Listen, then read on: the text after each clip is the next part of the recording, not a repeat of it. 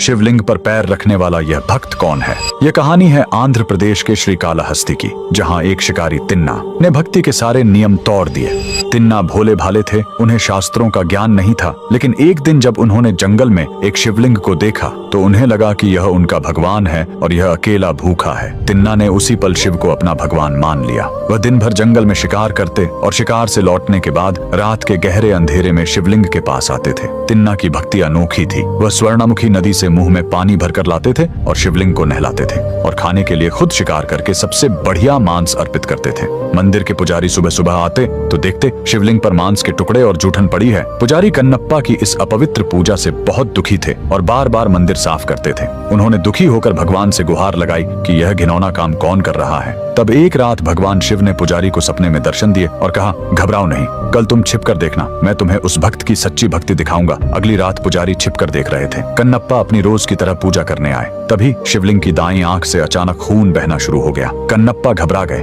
उन्होंने जड़ी बूटियां लगाई, लेकिन खून नहीं रुका। अंत में उस अनपढ़ भक्त को एक ही रास्ता सूझा, आंख के बदले आंख। बिना किसी दर्द या संकोच के उन्होंने अपना तीर लिया और अपनी दाईं आंख निकालकर शिवलिंग की आंख पर लगा दी। चमत्कार, खून तुरंत रुक गया, लेकिन तभी शिवलिंग की बाईं आंख से भी खून बहना शुरू हो गया। कन्नप्पा समझ गए कि अब उन्हें अपनी दूसरी आंख भी देनी होगी, मगर उन्होंने सोचा, दूसरी आंख निकालने के बाद मैं देखूंगा कैसे कि आंख को सही जगह कहाँ लगाना है। तब उन्होंने अपनी दूसरी आंख निकालने से पहले शिवलिंग की आंख पहचानने के लिए अपना पैर शिवलिंग पर रख दिया। भक्ति के इस चरम बलिदान को देखकर पुजारी की आंखें फटी रह गईं। भगवान शिव साक्षात प्रकट हुए। उन्होंने कन्नप्पा को गले से लगाया और उन्हें मोक्ष प्रदान किया। जिस जगह कन्नप्पा ने यह बलिदान दिया वह आंध्र प्रदेश का श्रीकालाहस्ती है। इस जगह का नाम यहाँ के 3 पुराने भक्तों पर पड़ा है। श्री यानी मकड़ी, काल यानी सांप और हस्ती यानी हाथी, जिन्होंने यहाँ स्वर्णामुखी नदी के किनारे स्थित वायुलिंगम की पूजा कर मोक्ष पाया था। कन्नप्पा का बलिदान जिस जगह पर हुआ वह वायुलिंगम मंदिर के बगल में है और इसे कन्नबेश्वर पर्वत कहा जाता है।